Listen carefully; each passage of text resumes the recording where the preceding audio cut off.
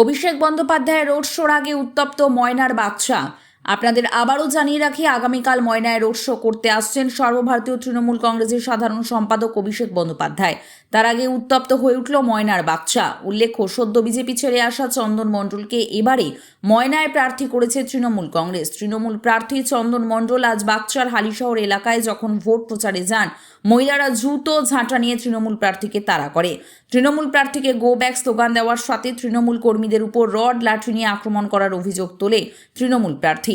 আগামীকাল ময়নায় আসছেন অভিষেক বন্দ্যোপাধ্যায়, তার আগেই উত্তপ্ত হয়ে উঠল ময়না।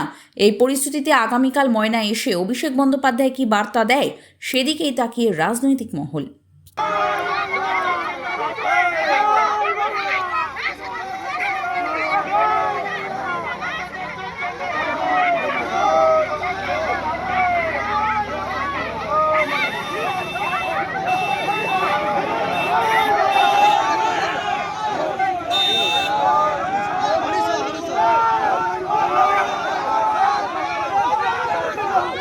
আমরা তৃণমূল কংগ্রেস আজকে শান্তিপূর্ণভাবে জনগণের সাথে, ভোটারদের সাথে যোগাযোগ করছিলাম।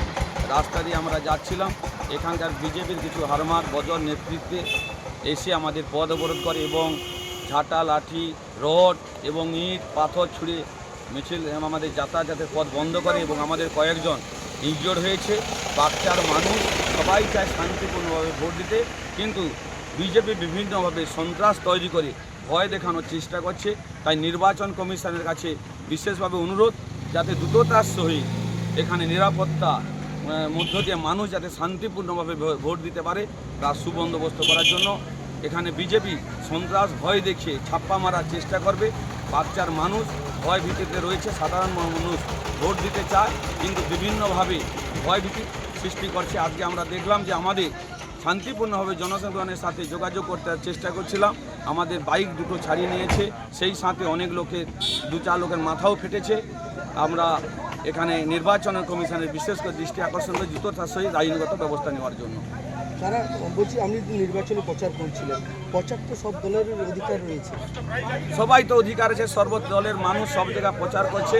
আমরাও বাগচাতে প্রচারে এসেছি, আগেও করেছি, কিন্তু এই হালি শহর এইখানে বজর নেতৃত্বে, বদস্ত্রীর নেতৃত্বে বিশেষ করে তারা আমাদের উপর বিভিন্নভাবে গালিগালাজ, রড, পাথর এবং ইট দিয়ে আমাদের মারা চেষ্টা করে এবং কয়েকজন ইনজয় করেছে। জনগণ, ময়নাবাসী এর প্রতিবাদ নিশ্চয় করবে।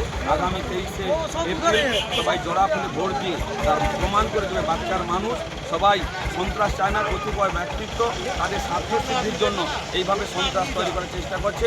তাই নির্বাচন কমিশনের কাছে বিশেষভাবে আবেদন, এখানে নিরাপত্তা যেন দ্রুততার সহিত নিরাপত্তা রাখা হয় এবং মানুষকে, ভোটার ক্যাম্পে যেন বাড়ি থেকে নিয়ে আসা হয়।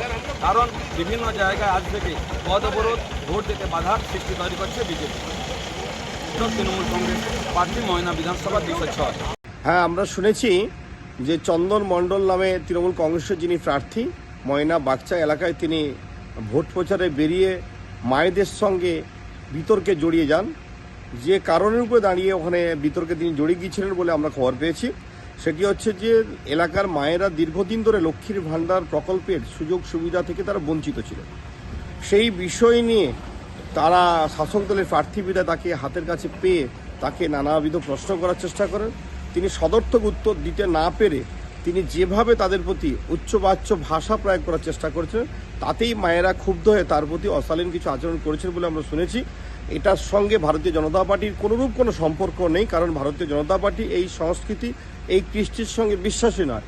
ভারতীয় জনতা পার্টির যে আদর্শ, সেই আদর্শ শ্যামাপ্রসাদ জি দেখানো আদর্শ, দীনদয়াল উপাধ্যায়ের যে মার্কে আমরা পাথেয় করে চলি।